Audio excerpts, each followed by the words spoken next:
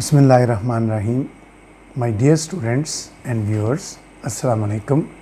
मैं हूं प्रोफेसर नसीर अहमद गाज़ी और आज मैं अपनी इंग्लिश लैंग्वेज सीरीज़ के लेक्चर नंबर 62 को लेके हाज़िर हुआ हूं। और जैसा कि हम जानते हैं कि पिछले 2 लेक्चर से हम नया टॉपिक कर रहे हैं punctuation marks, the usages of punctuation marks. और अभी तक हमने पहले 2 लेक्चर्स में 6 पंक्चुएशन मार्क्स जो हैं वो डिस्कस किए हैं। ठीक है, आज जो और वो 6 बहुत मेजर पंक्चुएशन मार्क्स है। वैसे तो हर मार्क बड़ा पंक्चुएशन का हर एक मार्क बड़ा इम्पोर्टेंट है, लेकिन वो ज़्यादा इम्पोर्टेंट थे। आज हम बकिया जो रह जाएंगे पंक्चुएशन मार्क्स उनको डिस्कस करेंगे और ये पार्ट सी होगा और ये लास्ट पार्ट होगा इस टॉपिक का, जिसका नाम है पंक्चुएशन मार्क्स।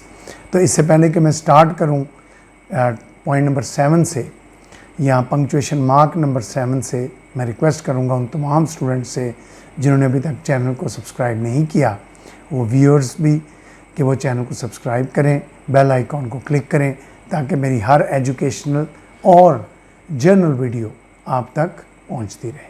ठीक, चलें जी, अब हम आ जाते हैं पॉइंट नंबर 7 यानी usages number 7, sign of exclamation. Last lecture में हमने जो आखिरी किया था वो किया था साइन ऑफ इंटरोगेशन। तो आज हम करेंगे साइन ऑफ एक्सक्लेमेशन। और आपको पता है साइन ऑफ एक्सक्लेमेशन क्या होता है, एक लाइन और नीचे डॉट। ठीक, साइन ऑफ एक्सक्लेमेशन कहाँ कहाँ इस्तेमाल होता है? पहला इस्तेमाल है it is used after every interjection, कि जो ऐसे फ़िक्रे जिन फ़िक्रों में कोई खुशी, गमी, हैरानगी का जिक्र किया जाए, हम उनको कहते हैं एक्सक्लामेटरी सेंटेंसेस। क्या कहते हैं? Exclamatory sentences. और हमने पढ़ा था टाइप्स में कि 2 तरह के होते हैं। एक वो होते हैं जिनमें कोई लफ्ज़ जिसको इंटरजेक्शन बोलते हैं वो स्टार्ट में आता है और वो हैरानगी को, खौफ को, खुशी को, गमी को ज़ाहिर करता है। एक वो होते हैं जो पूरा जुमले का जुमला हैरानगी को ज़ाहिर करता है।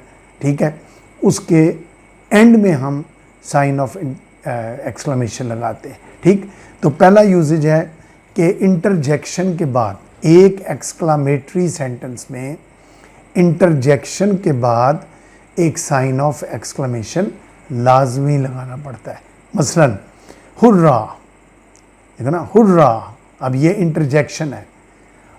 We have won the match, यानी खुशी का इजहार किया जा रहा है।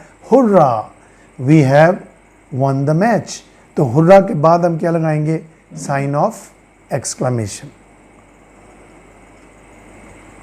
इसी तरह फर्ज करो मैं कहता हूं अलास। अलास का मतलब क्या होता है? अफसोस। ये दुख के लिए इस्तेमाल होता है। Alas, I have failed in the exam, कि मैं इम्तहान में फेल हो गया। ठीक, तो उस वक्त फिर हम अलास के बाद क्या लगाएंगे? Sign of exclamation. ठीक, दूसरा इस्तेमाल, it is also used at the end of an exclamatory sentence, यानी वो फ़िक्रे जिनमें पूरा फ़िक्रा किसी हैरानगी को ज़ाहिर करता है, that shows the element of surprise, हैरानगी को ज़ाहिर करता है, हम उसके साथ ये लगाते हैं, उसके एंड पे लगाते हैं। मसलन what a beautiful car this is, what a pity. अब दोनों सूरतों में ना what a beautiful car this is, ये कितनी खूबसूरत गाड़ी है, हमने इसके एंड में क्या लगाया? Sign of exclamation. हमने पढ़ा था टाइप्स में कि ये व्हाट से भी शुरू हो सकते हैं, हाउ से भी शुरू हो सकते हैं। मैं कहता हूँ हाउ ओल्ड आर यू, तो ये सवाल है, हाउ ओल्ड यू आर, यानी हाउ ओल्ड यू आर, ये हैरानगी का, यार तुम कितने बूढ़े हो। अगर मैं कहता हूँ हाउ ओल्ड आर यू, तो मैं सवाल कर रहा हूँ तुम्हारी उम्र क्या है। लेकिन मैं कहूँ हाउ ओल्ड यू आर, यानी बयानिया अंदाज में बोलूँगा, तो ये क्या बन जाएगा? ये एक्सक्लेमेटरी सेंटेंस बन जाएगा।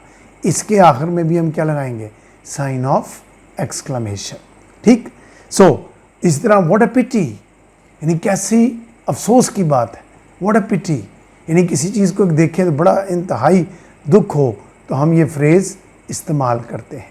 ठीक, तीसरा इस्तेमाल, it can also be use, बड़ा important, it can also be use after a phrase in a sentence that shows some sudden order or command, यानी मैं फ़ौरन को ऑर्डर देता हूँ, रुक जाओ, दफ़ा हो जाओ, चले जाओ, बैठ जाओ, इसके बाद मैं एक जुमला बोलता हूँ। तो ये जितने मैंने वर्ड्स बोले हैं ये सारे क्या हैं, सडन कमांड, ये सडन ऑर्डर, ठीक है। मैं कहता हूँ पीछे हट जाओ, दीवार गिर रही है, तो पीछे हट जाओ, ये कमांड है एक। इनके बाद भी साइन ऑफ एक्सक्लेमेशन लगता है, ठीक। मसलन हरी अप, जल्दी करो, the boss is coming, boss आ रहे हैं, जल्दी करो। मैं मीन्स अगर इधर उधर होकर बैठे हो तो सीधे होकर अपने अपने चेयर्स पे बैठ जाओ, हरी अप, जल्दी करो, द बॉस इज कमिंग। तो हरी अप के बाद क्या लगा, साइन ऑफ एक्सक्लेमेशन। इस तरह डोंट स्टॉप, रुको नहीं, ही इज फॉलोइंग अस, वो हमें फॉलो कर रहा है, यानी कोई शख्स है जो हमारे पीछे है। मैं कहता हूँ रुको नहीं, भागते रहो, चलते रहो, don't stop, he is following us. Get away, पीछे हट जाओ, the wall is going to fall, ये दीवार गिरने वाली है, पीछे हट जाओ। अब मैंने जो कहा पीछे हट जाओ, तो ये मैंने सडन क्या दिया, ऑर्डर दिया। इसके बाद भी क्या आया, साइन ऑफ एक्सक्लेमेशन, ठीक। उसके बाद जो ऑप्टेटिव सेंटेंस होते हैं, 5 किस्में हमने पढ़ी थी सेंटेंसेस की, उनमें एक एक्सक्लेमेटरी थे, एक ऑप्टेटिव थे। ऑप्टेटिव फिक्रे हमने कहा वो होते हैं जिनमें कोई दुआ बद्दुआ दी जाए या किसी ख्वाहिश हसरत का इजहार किया जाए। जो दुआ बद्दुआ वाले होते हैं वो में से शुरू होते हैं, जो ख्वाहिश और हसरत वाले होते हैं वो वुड दैट से शुरू होते हैं। ये सब हम पढ़ चुके हैं टाइप्स ऑफ सेंटेंस में, ठीक। सो इसके आखिर में भी साइन ऑफ एक्सक्लेमेशन लगता है। मसलन मे यू लिव लॉन्ग, अल्लाह तुम्हारी उम्र दराज करे, मे यू लिव लॉन्ग। अब ये मैं क्या दुआ दे रहा हूँ, दुआ दे रहा हूँ, इसके आखिर में क्या आएगा, साइन ऑफ एक्सक्लेमेशन। मैं कहता हूँ may you go to hell, तुम जहन्नम में जाओ, इसके आखिर में भी क्या लगेगा, sign of exclamation. Would that I were the president of this country, काश मैं इस मुल्क का सदर होता, इसके आखिर में भी साइन ऑफ एक्सक्लेमेशन लगे। कुछ ग्रामेरियंस वुड दैट वाले फिक्रों में ऑप्शन देते हैं कि अगर आप साइन ऑफ एक्सक्लेमेशन नहीं भी लगाते तो चल जाएगा, लेकिन मैं समझता हूँ कि लगाना चाहिए, ठीक। तो ये थे बच्चों 4 इस्तेमाल किसके, साइन ऑफ एक्सक्लेमेशन के। इसके बाद हम आ जाते हैं यूजेज नंबर 8 पे। यूजेज नंबर 8 ये है इन्वर्टेड कॉमास का इस्तेमाल। आपको पता है बड़े कॉमन है, इन्वर्टेड कॉमास डबल भी होते हैं, 2 कॉमास इधर 2 इधर, या सिंगल भी होते हैं। फ़र्क क्या है इनमें, सबसे पहले इन्वर्टेड कॉमास यानी double inverted commas, it is used with a reported speech in a direct narration. Indirect में नहीं, डायरेक्ट नरेशन में रिपोर्टिंग स्पीच पहले आती है, रिपोर्टेड स्पीच बाद में आती है। तो हम इसको कहाँ इस्तेमाल कर सकते हैं, रिपोर्टेड स्पीच के, ये रिपोर्टिंग स्पीच पहले आएगी, उसके बाद कॉमा आएगा, फिर रिपोर्टिंग स्पीच फिर आएगी रिपोर्टेड स्पीच। रिपोर्टेड स्पीच को हमेशा हम किस में लिखते हैं, इन्वर्टेड कॉमास में। मसलन he said to me comma inverted comma start, I am your best friend commas close full stop. तो ये हो गया डायरेक्ट नरेशन, इसको कहेंगे डायरेक्ट सेंटेंस, ठीक। तो डायरेक्ट सेंटेंस में हम रिपोर्टेड स्पीच को हमेशा किस में लिखेंगे, इन्वर्टेड कॉमास में, लेकिन इनडायरेक्ट में बिल्कुल इस्तेमाल नहीं करेंगे। It is also used with a phrase और क्लॉज, दूसरा इस्तेमाल, it is also used with a phrase और clause in a sentence that is used for emphasis.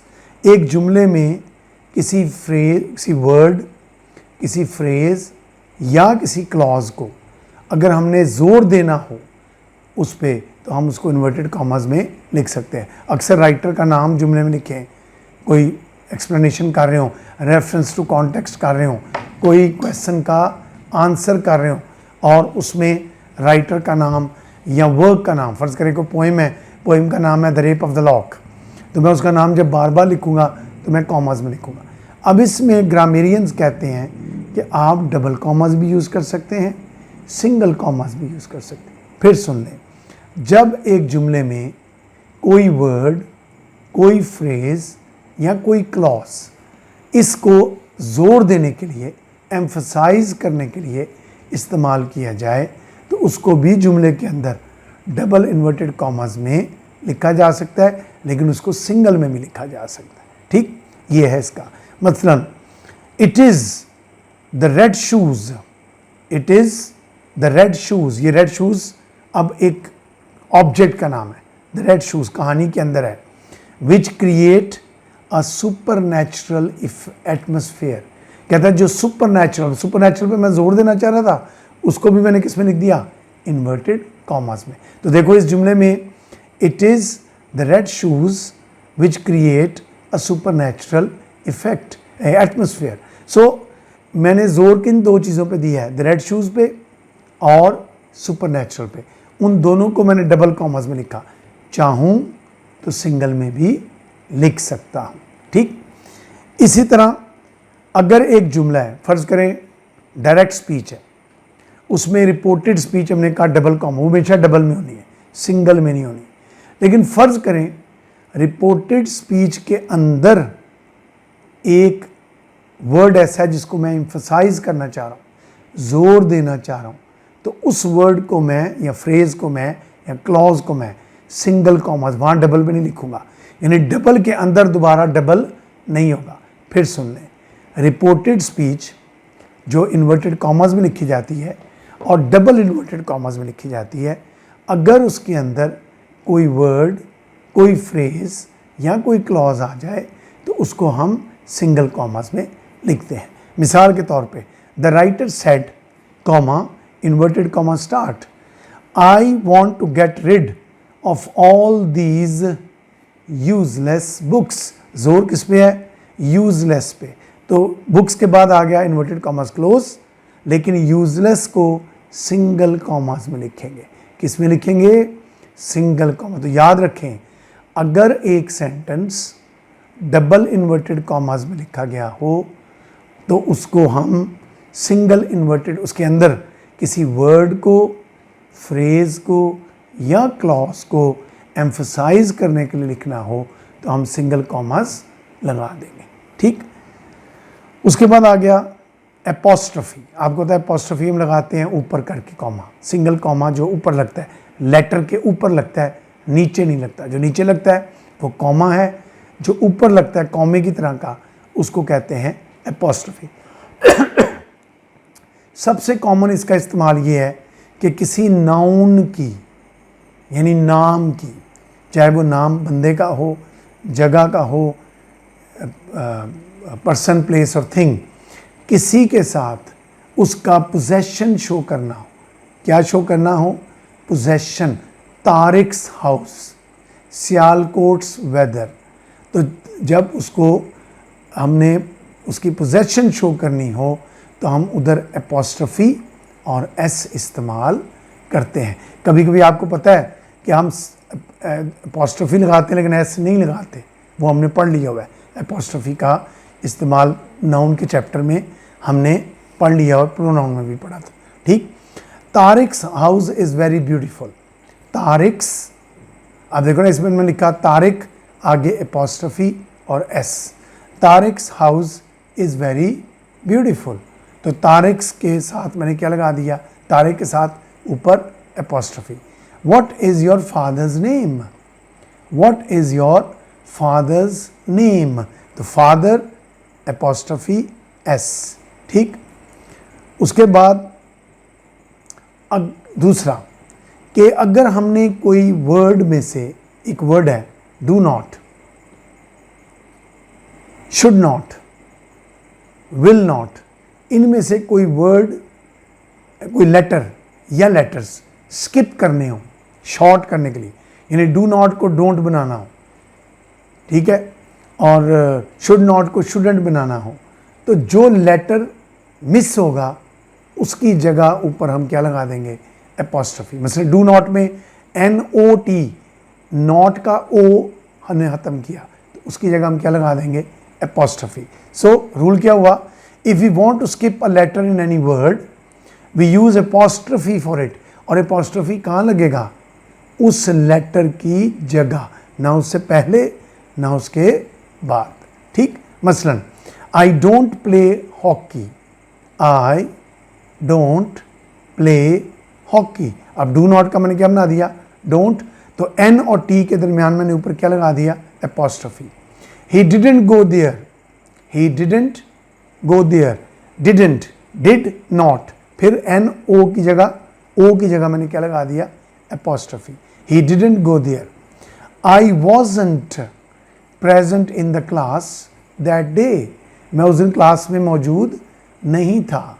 I wasn't, wasn't, was not, फिर ओ मिस है, apostrophe, wasn't present in the class that day.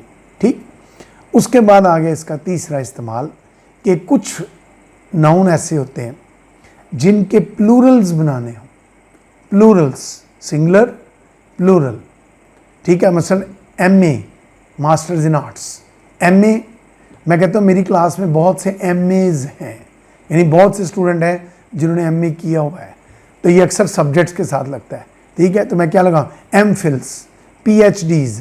ठीक है, तो इनकी जगह मैं क्या लगाऊंगा, MA apostrophe S, PhDs, PhD apostrophe S, MPhils apostrophe S, BEds, BEd, कहते हैं BEd किया हुआ इसने, BEd और उसके बाद apostrophe S। सो इस तरह बेशुमार इस्तेमाल इसके अंदर आ जाते हैं। तो ये था बच्चों किसका इस्तेमाल, कि apostrophe कितनी जगहों पर इस्तेमाल किया जा सकता है। तो हमने देखा कितनी जगहों पर इस्तेमाल किया जा सकता है, 3 जगहों पर इस्तेमाल किया जा सकता है। उसके बाद आगे हम नंबर 10, हाइफन। हाइफन किसको कहते हैं, छोटा डैश, छोटा सा डैश जो डालते हैं उसको बोलते हैं हाइफन। सबसे कॉमन यूजेज इसका पहला ये है कि we use it with compound words. Compound words कौन से होते हैं, जो 2-3 लफ्ज़ों से, कंपाउंड नाउन होता है, 2-3 लफ्ज़ों से जो मिलता है वो कंपाउंड नाउन है। इसी तरह कंपाउंड वर्ड्स वो होते हैं जो 2-3 लफ्ज़ों से मिलकर, मसलन sister in law, brother in law, ठीक है, फादर इन लॉ, अभी 3 लफ्ज़ मिले, फादर इन लॉ। इन तमाम में दरमियान जो फासला है उसको किससे हम ज़ाहिर करेंगे, हाइफन से। मिसलन ब्रदर इन लॉ, तो ब्रदर के बाद भी हाइफन, इन के बाद भी हाइफन। फिर क्लास फेलो, क्लास फेलो, इसमें भी हाइफन लगा सकते हैं। Readymade, ready made. X-ray, X-ray machine है, X dash ray. Up to date, up dash to dash date. ठीक, कायद आज़म, टाइटल है कायद डैश ई डैश आज़म, तो हम लिखेंगे कायद आज़म। फिर सुन लें मिसाल, brother in law, class fellow, readymade, x-ray, up to date, Quaid Azam. इन तमाम को जब सेपरेट करना है तो इनमें क्या डालना है, हाइफन। दूसरा हाइफन कहता है हम उस वक्त यूज़ कर सकते हैं to separate figures, dates, years, time. यानी फिगर्स यानी नंबर्स को अलहदा, मतलब मैं कहता हूँ 8 से 10 बच्चे थे तो मैं कहूँगा 8-10 फिगर्स। ठीक है, figures mean numbers, dates, years, time, जिसको, ठीक है, मसलन he did his MA in 1988-1990 session, यानी मैं सेशन बता रहा हूँ और आपको तो MA 2 साल में होता है, तो सेशन का स्टार्टिंग और एंडिंग में 2 साल का गैप होगा, तो हमने लिखा 1988-1990। He visits his hospital from 8-10 PM। क्या मतलब हुआ, 8 to 10। ये जो हाइफन होता है इस सूरत में, इस सेंस में ये 2 को ज़ाहिर करता है कि इसका मतलब है 2, 8 to 10, 1988 to 1990, 2 को ज़ाहिर करता है। He travelled 6-8 miles, 6 to 8 miles, 6-8 kilometre to reach my house. So ये जो यूजेज है हाइफन की, ये कम इस्तेमाल होती है लेकिन ये भी बड़ी कॉमन है, ये दोनों इस्तेमाल होती है। ठीक, ये था हाइफन का इस्तेमाल। इसके बाद हम आ जाते हैं डैश। नंबर 11 है डैश। डैश का ये बहुत कम है, बहुत कम। ये वही काम करता है, कल हमने या पिछले लेक्चर्स में जो हमने पढ़ा था लास्ट वीक या उससे लास्ट वीक, कि कॉमर्स जो है किसी फ़िक्रे में कोई इजाफी बात हो, इजाफी कंपाउंड वो जो क्या हो, क्लॉज हो, तो उससे पहले भी कॉमा, या फ्रेज़ हो तो उससे पहले भी और बाद भी कॉमा लगता है। फिर कल हमने पढ़ा था यानी पिछले लेक्चर में कि ब्रैकेट भी लगा सकते हैं। आज हम पढ़ने लगे हैं कि उसकी जगह हम डैश भी लगा सकते हैं। मसलन it can be used for an adjective phrase और क्लॉज यूज्ड विद नाउन, कि नाउन के अंदर कोई एडजेक्टिव, और एडजेक्टिव फ्रेज क्लॉज क्या कहलाता है? इजाफी बात। किसी नाउन के लिए कोई इजाफी बात करनी हो, मसलन Imran Khan dash the prime minister of Pakistan dash is addressing the nation today. फिर सुन लें, Imran Khan dash the prime minister of Pakistan, में कौन सा इमरान खान? जो प्राइम मिनिस्टर पाकिस्तान का, dash is addressing the nation today. So ये जो डैश है, ये यहाँ सिर्फ डैश, अब ये डैश हाइफन नहीं होता, ये उससे लंबा होता है, डबल होता है कम से कम, यानी हाइफन से डबल ट्रिपल होता है, ठीक। सो इसको हम कहते हैं डैश। अब मैं ये डैश नहीं लगाता, मैं कॉमा लगा देता, Imran Khan comma the prime minister of Pakistan comma is addressing the nation today, correct. मैं कॉमा भी नहीं लगाता, ब्रैकेट लगा देता हूँ कि इमरान खान, कौन सा इमरान खान? द प्रेसिडेंट, कल पढ़ा था पैरेंथेसिस में यानी पिछले लेक्चर में, ठीक। Is addressing the nation today, ठीक। दूसरा इस्तेमाल इसका कि अगर किसी फिक्रे में किसी फ्रेज को या क्लॉज को हम जोर देने के लिए रिपीट करते हैं तो हम उस रेपिटेशन से पहले वो क्या और बाद भी वो क्या लगा सकते हैं? डैश लगा सकते हैं। फिर सुन लें, किसी भी फिक्रे में किसी फ्रेज या क्लॉज को मैं रिपीट करता हूँ, जैसे मैं कहता हूँ तुम नहीं जा सकते, अब नहीं जा सकते क्लॉज है, फिर मैंने कहा नहीं जा सकते, तो जब 2 दफ़ा मैं बोलूँगा तो मैं फिर उनके दरमियान क्या लगाऊंगा? डैश, ठीक। मसलन I can give you one chance dash only one chance, अब फिर जोर दिया मैंने, सिर्फ एक मौका, dash to mend your ways, ताकि तुम अपने वेज मेंड कर लो, यानी अपनी हरकतें ठीक कर लो। यानी I can give you one chance dash only one chance dash to mend your ways, ताकि तुम अपने वेज को मेंड कर सको, ठीक। उसके बाद आ गया 12वां इस्तेमाल, और वो है स्लैश। आप लोग समझते हैं स्लैश, इसका मतलब क्या होता है? स्लैश का पहले ये देखते हैं, इसका मतलब होता है और या। क्या मतलब होता है? और यानी या। मसलन it is used to separate words in a sentence in the sense of और, किसी जुमले में वर्ड्स को अलग करना हो और सेंस क्या देनी हो? और की। किसकी सेंस? और की, या की, तो हम स्लैश लगाते हैं। मसलन everyone can think of this dash that slash that, this या दैट इन लाइफ, हर शख्स ये और वो के बारे में सोच सकता है। Every student has to write he slash her on the form according to gender, कि जेंडर के मुताबिक जो मेल है, पूरी क्लास को मैं बता रहा हूँ कि जो मेल हैं वो ही लिखेंगे फॉर्म में, जो फीमेल्स हैं वो हर लिखेंगी। तो मैंने जुमला क्या बनाया? एवरी स्टूडेंट यानी हर student has to write he slash her, या ही लिखना है या हर लिखना है, दोनों नहीं लिख सकते। On the form according to gender के मुताबिक। तो स्लैश का इस्तेमाल बहुत सिंपल है, लेकिन बहुत यूज़ होता है कि हम किसी चीज़ को स्प्लिट करना हो या की सूरत में, और की सूरत में, तो हम क्या लगाते हैं? स्लैश। उसके बाद नंबर 13, और ये लास्ट पंक्चुएशन मार्क है, ये बेसिक पंक्चुएशन मार्क्स, हो सकता है कोई एक आध और भी हो, लेकिन मैंने जितनी रिसर्च की है जो बेसिक पॉसिबल मुझे मिले हैं वो ये है नंबर 13 अंडरस्कोर। अंडरस्कोर क्या होता है? ये भी एक डैश होता है, लेकिन ये नीचे लगता है, वर्ड के नीचे, यानी वर्ड के नीचे लाइन हम लगाते हैं। और ये अक्सर मैंने जो देखा है 90% केसेस में ईमेल एड्रेसेस जो होते हैं या आपके पोस्टल एड्रेसेस में आप इस्तेमाल करते हैं। ज़्यादातर मैंने देखा है ईमेल एड्रेसेस या पोस्टल एड्रेसेस में इस्तेमाल होता है। Underscore, it is also called under strike, इसको अंडर स्ट्राइक भी कहते हैं, अंडर बार भी कहते हैं और अंडरलाइन भी कहते हैं।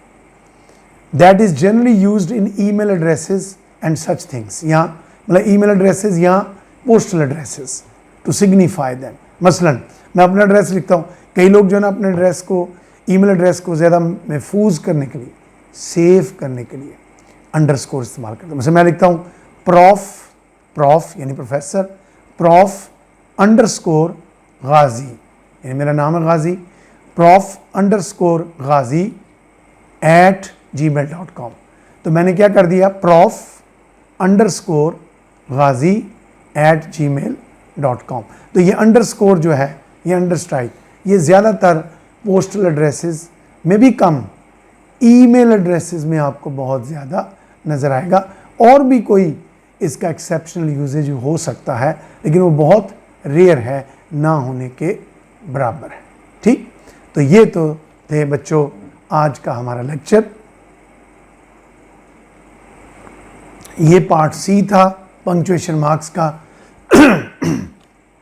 तो हमने 3 लेक्चर्स में 13 बेसिक पंक्चुएशन मार्क्स को जो है वो डिस्कस किया है। मुझे उम्मीद है आपको इनकी समझ आई होगी। इन तीनों लेक्चर्स को, जब ये लेक्चर पढ़ें, पिछले 2 को भी रिवाइज़ करें, तीनों पार्ट्स को A, B, C यानी 60, 61 एंड 62, ये मेरी तीनों वीडियोस को गौर से, दिल से देखें। चैनल को सब्सक्राइब करें, लाइक्स दिया करें, कमेंट्स दिया करें, इसी से हम इनकरेज होते हैं। और इंशाल्लाह नेक्स्ट वीक या नेक्स्ट फोर्टनाइट मैं एक नए टॉपिक के साथ हाज़िर हूँगा। अल्लाह ताला आपका हामी नासिर हो। खुदा हाफिज़।